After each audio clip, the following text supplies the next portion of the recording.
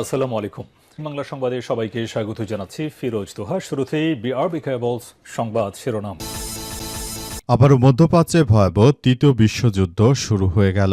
মার্কিন যুক্তরাষ্ট্র এবং ইরানের মধ্যে যুদ্ধবিরতি বাতিল হয়ে যাওয়ার পরই আবারও পারমাণবিক যুদ্ধ শুরু হয়ে গেল। আর এরই মাঝে আমাদের হাতে এসে পৌঁছেছে এই যুদ্ধের সর্বশেষ গুরুত্বপূর্ণ সবথেকে তাজা আপডেট সংবাদ আপনাদের জানিয়ে দিব। প্রথমেই জানাবো পারমাণবিক অস্ত্র নিয়ে যে সিদ্ধান্ত নিতে পারে ইরান। মধ্যপ্রাচ্যের যুদ্ধ পরিস্থিতি নিয়ে ইরানের সঙ্গে একটি চুক্তি প্রায় চূড়ান্ত পর্যায়ে রয়েছে বলে জানিয়েছে মার্কিন প্রেসিডেন্ট ডোনাল্ড ট্রাম্প। তার দাবি, হরমুজ প্রণালী পুনরায় উন্মুক্ত এবং পারমাণবিক অস্ত্রের বিষয়টিও ওই চুক্তির অংশ এবং এ নিয়ে আলোচনা বেশিরভাগই সম্পন্ন হয়েছে। ইসরায়েল সহ মধ্যপ্রাচ্যের বিভিন্ন মিত্রদেশের নেতাদের সঙ্গে ফোন আলাপের পর ট্রাম্প এই মন্তব্য করেছেন। তবে যুক্তরাষ্ট্রের অন্যান্য কর্মকর্তারা সতর্ক অবস্থানে নিয়েছে এবং পররাষ্ট্রমন্ত্রী মার্ক রুবিও জানিয়েছে যে উল্লেখযোগ্য এই অগ্রগতি হয়েছে, তবে এখনও চূড়ান্ত অগ্রগতি হয়নি। ভারত, অস্ট্রেলিয়া এবং জাপানের কর্মকর্তাদের সঙ্গে বৈঠকের জন্য 4 দিনে ভারত সফরে থাকা রুবিও জানিয়েছেন আগামী কয়েক ঘন্টার মধ্যেই ইতিবাচক খবর আসতে পারে। তিনি আশাবাদ ব্যক্ত করেছেন।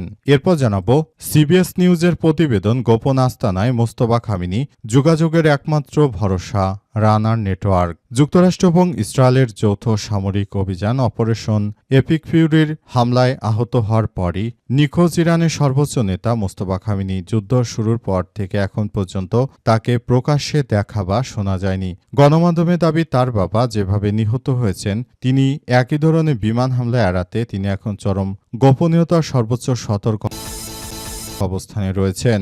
এদিকে হরমুজ প্রণালী পেরিয়ে চীন এবং পাকিস্তানের পথে মধ্যপ্রাচ্যের জ্বালানিবাহী ট্যাঙ্কার পারস্য উপসাগরে কৌশলগত জলপথ ও হরমুজ প্রণালী অতিক্রম করেছে তরলীকৃত প্রাকৃতিক গ্যাস এলএনজি পরিবাহী দুটি বিশাল ট্যাঙ্কার। কাতার থেকে এলএনজি বোঝাই করে ট্যাঙ্কার দুটি এখন পাকিস্তান ও চীনের দিকে এগিয়ে যাচ্ছে। এবারে জানাবো লেবাননে যোদ্ধাদের সঙ্গে সংঘর্ষে ইসরায়েলি সেনা নিহত। লেবাননের দক্ষিণ অঞ্চলে এক ইসরায়েলি সেনা নিহত হয়েছে। এর ফলে লেবাননের সশস্ত্র যোদ্ধারা চলমান সংঘাতে নিহত ইসরায়েলি সেনার সংখ্যা দাঁড়িয়েছে 23 জনে। এবং সর্বশেষ জানাবো খাবার কিনতে গিয়ে সংঘবদ্ধ ধর্ষণের শিকার শিশু। নবীগঞ্জ উপজেলার পানি উন্দা ইউনিয়নে বড়চর গ্রামে 3য় শ্রেণীর এক স্কুল ছাত্রী 9কে ধর্ষণ করেছে 2 জন যুবক। দোকানে যাওয়ার পথে ওই ছাত্রীকে 3য় শ্রেণীতে পড়াশোনা করে ওই ছাত্রীকে টেনে হিঁচড়ে বাঁশবাগানে নিয়ে যায়। ধর্ষণ করেন তারা। ওই ছাত্রী দুপুরে উপজেলা স্বাস্থ্য কমপ্লেক্সে নিয়ে যাওয়া হলে আশঙ্কাজনক অবস্থায় কর্তব্যরত চিকিৎসক তাকে হবিগঞ্জ সদর আধুনিক হাসপাতালে রেফার করেন। প্রিয় দর্শক, এতক্ষণ শুনছিলেন সংবাদ শিরোনাম, এবারে বিস্তারিত। তবে তার আগে বন্ধুরা অনুরোধ থাকবে এই সংবাদটিতে একটি লাইক দিন। এই চ্যানেলে আপনি নতুন হয়ে থাকলে আমাদের সংবাদটি দেখতে দেখতে চ্যানেলটি সাবস্ক্রাইব করে রাখুন। আর বন্ধুরা, সংবাদটি আপনার সোশ্যাল মিডিয়া ফেসবুকে শেয়ার করে বন্ধুদেরও দেখার সুযোগ করে দিন। আর বন্ধুরা, আজকের সংবাদ সম্পর্কে আপনার মূল্যবান মতামত কমেন্ট করে জানিয়ে দিন। আর বন্ধুরা, জানিয়ে দিন আপনি বিশ্বের কোন দেশ থেকে বা বাংলাদেশের কোন স্থান থেকে আমাদের সংবাদটি দেখছেন এবং শুনছেন। আর বন্ধুরা, আজকের সংবাদ সম্পর্কে আপনার মূল্যবান মতামত কমেন্ট করে জানিয়ে দিন। এবারে বিস্তারিত। পারমাণবিক অস্ত্র নিয়ে যে সিদ্ধান্ত নিতে পারে ইরান। মধ্যপ্রাচ্যের যুদ্ধ পরিস্থিতি নিয়ে ইরানের সঙ্গে একটি চুক্তি প্রায় চূড়ান্ত পর্যায়ে রয়েছে বলে জানিয়েছে মার্কিন প্রেসিডেন্ট ডোনাল্ড ট্রাম্প। তার দাবি, হরমুজ প্রণালী পুনরায় উন্মুক্ত এবং পারমাণবিক অস্ত্রের বিষয়টিও ওই চুক্তির অংশ এবং এ বিষয়ে আলোচনা বেশিরভাগই সম্পন্ন হয়েছে। ইসরায়েল সহ মধ্যপ্রাচ্যের মিত্রদেশের নেতাদের সঙ্গে ফোন আলাপের পর ট্রাম্প এ মন্তব্য করেছেন। তবে যুক্তরাষ্ট্রের অন্যান্য কর্মকর্তা সতর্ক অবস্থান নিয়েছে। পররাষ্ট্রমন্ত্রী মার্ক রুবিও জানিয়েছেন যে উল্লেখযোগ্য অগ্রগতি হয়েছে, তবে এখনও চূড়ান্ত অগ্রগতি হয়নি। ভারত, অস্ট্রেলিয়া এবং জাপানের কর্মকর্তাদের সঙ্গে বৈঠকের জন্য 4 দিনের ভারত সফরে থাকা রুবিও জানিয়েছেন আগামী কয়েক ঘন্টার মধ্যেই ইতিবাচক খবর আসতে পারে বলে তিনি আশাবাদ ব্যক্ত করেছেন। তার মতে আলোচনার সবচেয়ে বড় সাফল্য হল বিশ্বকে আর ইরানের পারমাণবিক অস্ত্র নিয়ে উদ্বেগ থাকতে হবে না। ট্রাম্প সামাজিক যোগাযোগ মাধ্যমে জানিয়েছে তিনি সৌদি আরব, সংযুক্ত আরব আমিরাত, কাতার, পাকিস্তান, তুরস্ক, মিশর, জর্ডান এবং বাহরাইনের নেতাদের সঙ্গে কথা বলেছেন।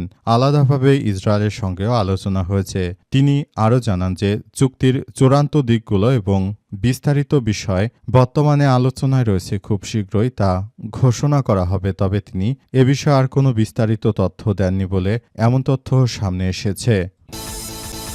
গোপন আস্তানায় মোস্তফা খামেনি যোগাযোগের একমাত্র ভরসা রানা নেটওয়ার্ক। যুক্তরাষ্ট্র এবং ইসরায়েলের যৌথ সামরিক অভিযান অপারেশন এপিক ফিউরির হামলায় আহত হওয়ার পরই নিখোঁজ ইরানের সর্বোচ্চ নেতা মোস্তফা খামেনি। যুদ্ধ শুরুর পর থেকে এখন পর্যন্ত তাকে প্রকাশ্যে দেখা বা শোনা যায়নি। গণমাধ্যমে দাবি, তার বাবা যেভাবে নিহত হয়েছিলেন সেই একই ধরনের বিমান হামলা এড়াতে তিনি এখন চরম গোপনীয়তা এবং সর্বোচ্চ সতর্কতা অবলম্বন করেছেন। গুপ্ত হত্যার হুমকি মাথায় নিয়ে ইরানের সর্বোচ্চ নেতা মোস্তফা খামেনি এখন কোনো এক অজ্ঞাত ও সুরক্ষিত আস্তানায় লুকিয়ে আছেন এবং তিনি অজ্ঞাত স্থান থেকে মূলত এখন তিনি ইরানকে একরকম নিয়ন্ত্রণ করছেন।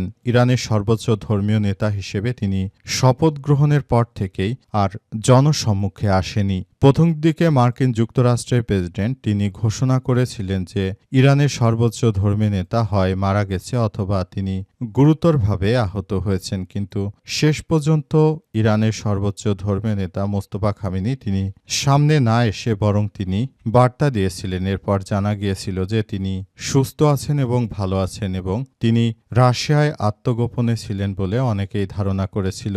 ইরানের সর্বোচ্চ ধর্মীয় নেতা যেদিন আয়াতুল্লাহ আলী খামেনিকে হত্যা করা হলো সেদিন মোস্তফা খামেনিও আহত হয়েছিলেন ইহুদিবাদী ইসরায়েলের হামলায়, কিন্তু তখন তাকে দ্রুততম সময়ের মধ্যে সরিয়ে নেওয়া হয় এবং তাকে রাশিয়ায় নিয়ে তারপর উন্নত চিকিৎসা দেওয়া হয়েছে।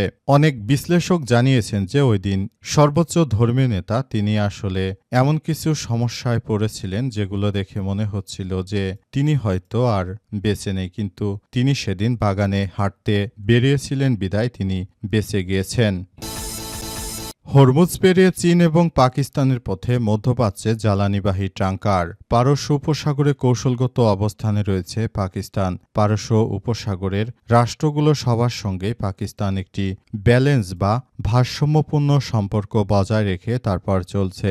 মূলত পাকিস্তান এমন কিছু করতে চাইছে যাতে করে সাপও মরে লাঠিও না ভাঙে। পাকিস্তানের সেনাবাহিনী প্রধান জেনারেল আসিম মনিরের নেতৃত্বে এই মুহূর্তে আসলে সবাই এমন কিছু কার্যক্রম চালাচ্ছে যেগুলো দেখে আসলে বোঝার কায়দা নেই যে মূল বিষয়গুলো আসলে কি হতে চলেছে। মূলত বিষয়গুলো আসলে এমনভাবে কার্যক্রম চালিয়ে যাচ্ছিল তারা যে এই বিষয়গুলো আসলে খুবই গুরুত্ব সহকারে দেখা হচ্ছে।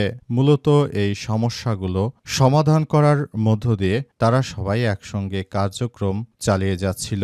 এই ঘটনার মধ্য দিয়ে মূলত পাকিস্তান এখন ব্যালেন্স সম্পর্ক বজায় রাখার কারণে হরমুজ প্রণালী পাড়ি দিয়ে সহজেই তেল নিয়ে তারপর পাকিস্তানে আসতে পারছে জাহাজগুলো, যেভাবে চীনের জাহাজগুলো হরমুজ প্রণালী সহজেই পাড়ি দিতে পারছে। কারণ পাকিস্তান ও চীনের সম্পর্ক ইরানের সঙ্গে যেমন রয়েছে তেমনি মধ্যপ্রাচ্যের অন্যান্য দেশের সঙ্গেও রয়েছে। সুতরাং তাই পাকিস্তানের তেলের ট্যাঙ্কারগুলো কোনো দেশই বাধা দিচ্ছে না।